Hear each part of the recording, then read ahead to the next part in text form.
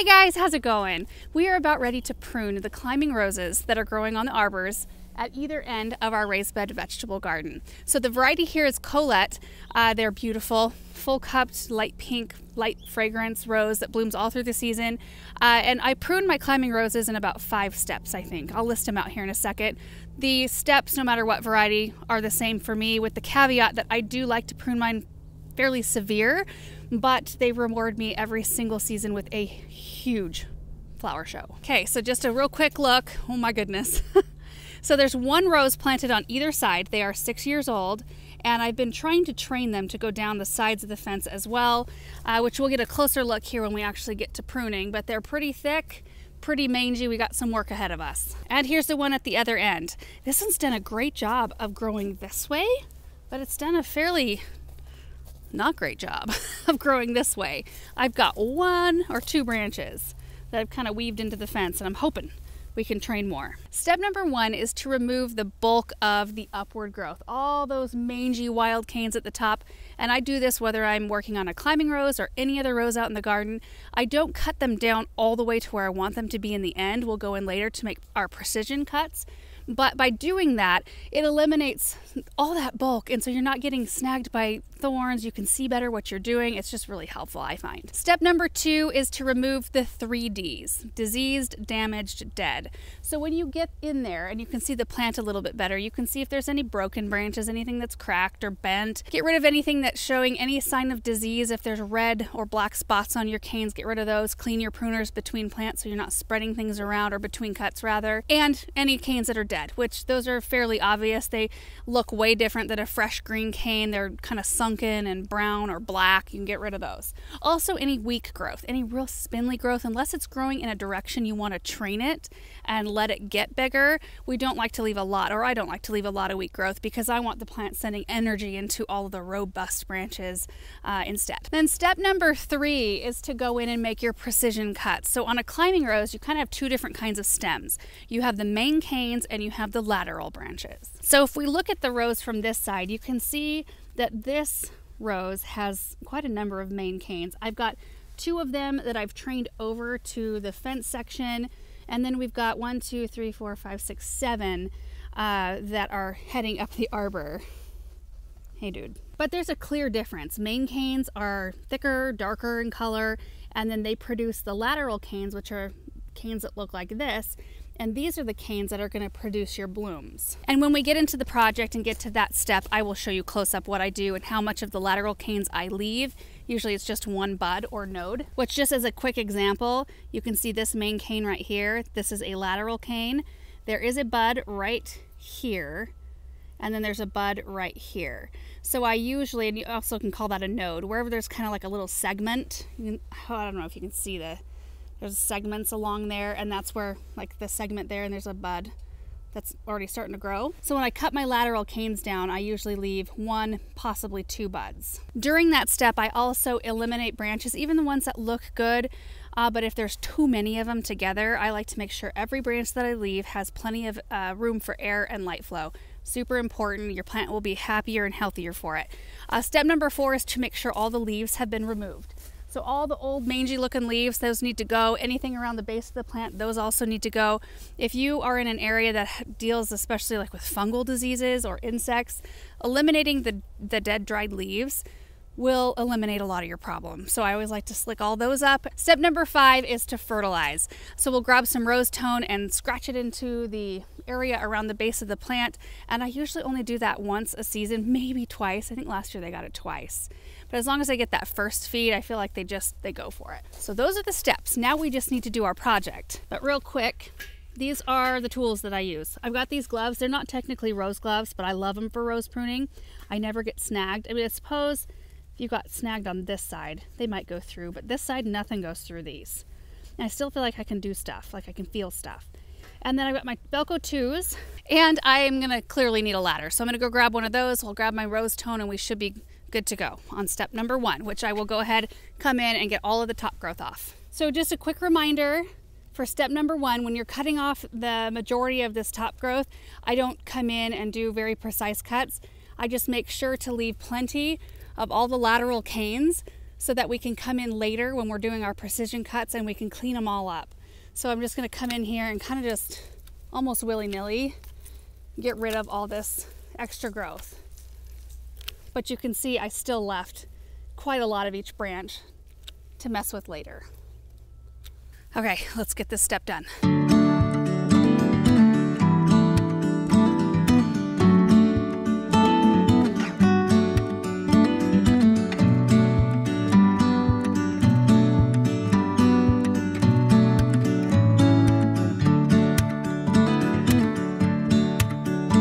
Step number 1 is done. It already looks better at this point. And you guys, the more you prune roses, the more confident you will get, and the more you will know what to look for and what to do, and you'll be able to do all the steps all at once. And it goes just so quickly.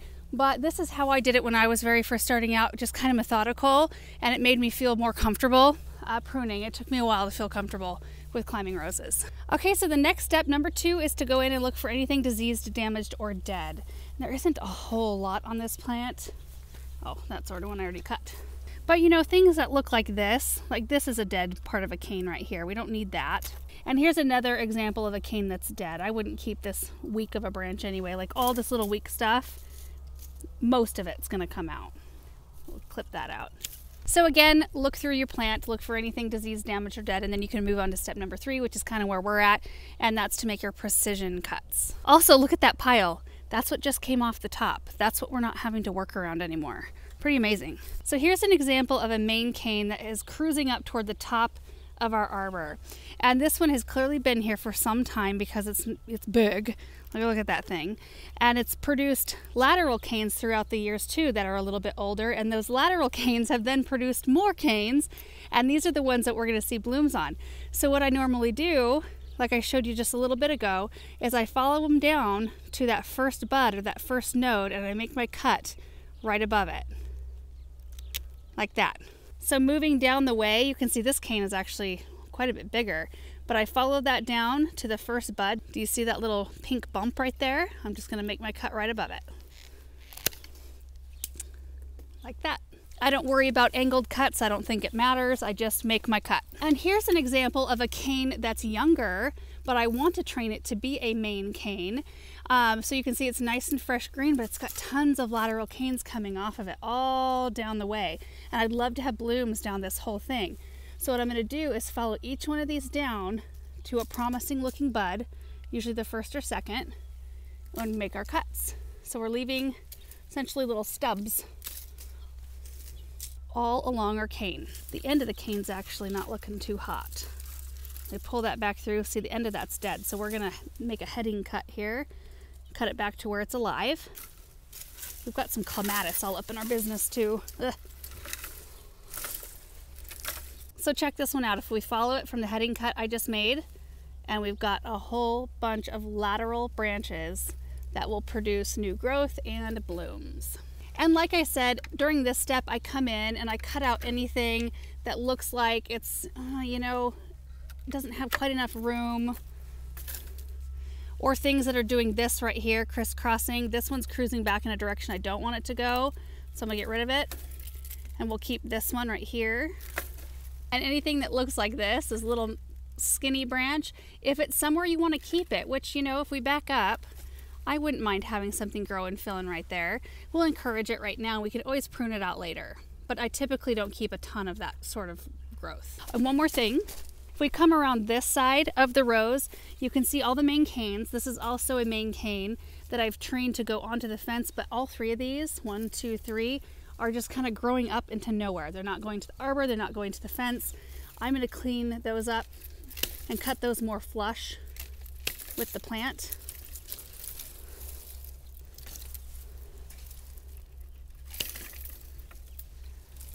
There. Oh, and like this one right here, this is a wild one just kind of coming up, and it's originating from another cane that's going along the fence. And all of these, but I will leave lateral branches so those can produce some blooms. Oh, and anything, see that? That's cruising back into the flower bed. Don't want that there. And this is a perfect example of a branch I won't keep.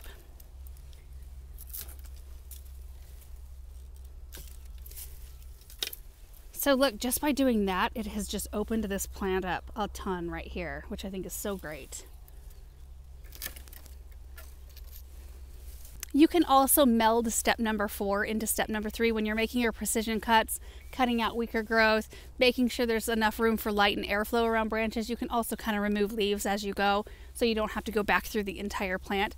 I try to make my moves the most efficient I can, so I try to work in one spot as long as I can, move to the next spot to work, and so on and so forth. So we're just going to finish up the rest of this rose. I'll try to get some good close-ups so you can see what I'm doing, but it's going to look different when we're done. It already does look different. Also, when you're making your precision cuts, you want to make sure you're cutting above a bud that's pointed in the direction you want your new branch to grow, because that's what will happen.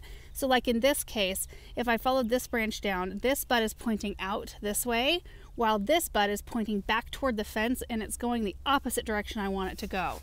So if I came in and made my cut right here, then the new branch would cruise in the wrong direction. So I can see if I go down right here, there's a node and a little swollen bud down there that's pointing out, which is a little bit more of what I want it to do. So that's where I'm going to make my cut. Right there. Another example, like this branch right here, there's a bud right at the top, and that new branch is going to grow out this way. If you go down a little bit, the bud here, the new branch, would grow this way. So consider that when you are making your cuts.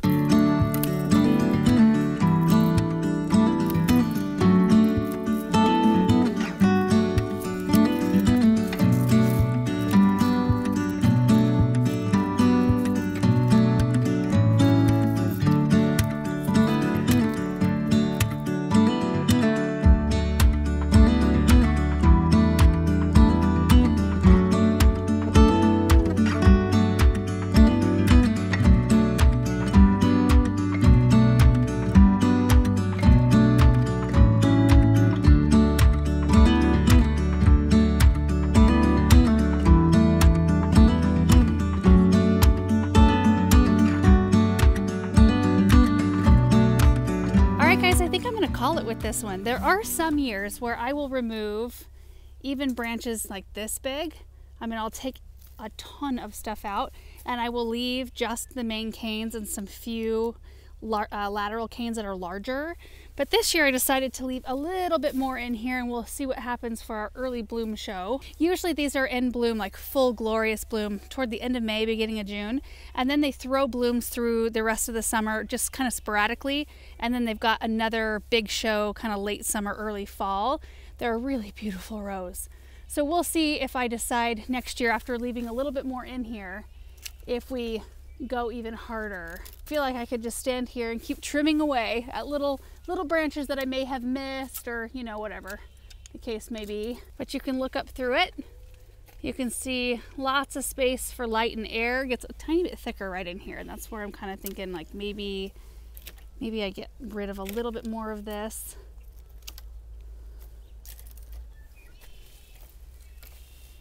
That's alive. It's also a good time to tuck canes in where you want them to be. Like I popped a few underneath some of these boards up here so that they would hold a little bit more fast and not get so big and tall. And then I also weaved some more of the branches in through the fence slats. Okay, let's get the second one done.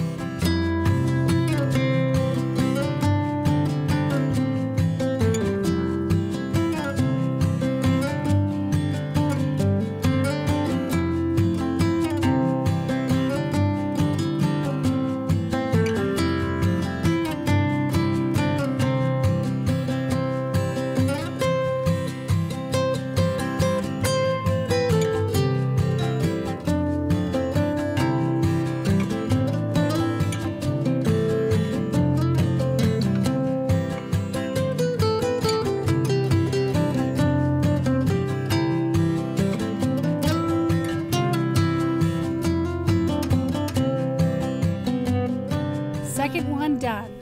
Cleaned up, fertilized, everything. Oh, that feels great. I love when this chore is done because I can breathe easier when I look at my roses and I can see light through them. And I just know they're going to be so happy through this coming season. You know, I'm looking at this one. I think I want to take this one out. Hang on. And I could do that all day. Just stand there and keep clipping things out. Oh, let me tell you what though. Today is so much nicer than when we did this last year. Last year, it was gray, it was frigid, and it started to snow on us. I think I actually had to wait until the next day to finish up the job. So this is much more pleasant. The nights are still getting into the high 20s for like the next 3 days or the next 3 nights, but I'm not worried about it. These roses will be fine. Yeah, it's just kind of a wonky branch. Out it comes. Yeah, that looks way better. Unnecessary. And that gator load right there, that's all from just those 4 roses. This is what I use to fertilize with every single spring. Climbing roses, regular roses, works really well. And I don't even measure it. I just kind of pour it around the base of each plant, scratch it in with a rake, and good to go. We're supposed to get rain, so I'm not gonna worry about watering it in. Gosh, that's so satisfying to look at this space now and see those looking so clean. I love it. And you guys, that is it for today's video. I hope it was helpful, especially for those of you who are just beginning, because it's overwhelming. It can be overwhelming when you look at a huge, especially if it's overgrown. Like let's say you are a beginner at rose pruning and you've moved into a new house that's got a super wild overgrown climbing rose. Where do you even begin? You know, which ones have flowers, which ones don't, which ones do you want to keep? So I just found growing up when I was learning how to do it, to have it in steps and just do one thing at a time. It was kind of like learning how to cook. Just do the one step at a time and don't worry about anything else. Just, you know, read the recipe through first, of course, and then just tackle one thing at a time, and it just seems manageable and not as overwhelming. So the steps I showed you today are what I do for all of our climbing roses. We have the 4 here, and then we've got 4 around the chicken coop. Did I say croup? Chicken coop. Those are the Zephyrin Druins, thornless, they're awesome. And then we've got 1 climber and 3 climbers and obelisks, 2 out in the south garden, 1 near the house that I still have not trimmed. I need to do those. But anyway, thank you guys so much for watching this video. Hope you enjoyed it, and we will see you in the next one. Bye.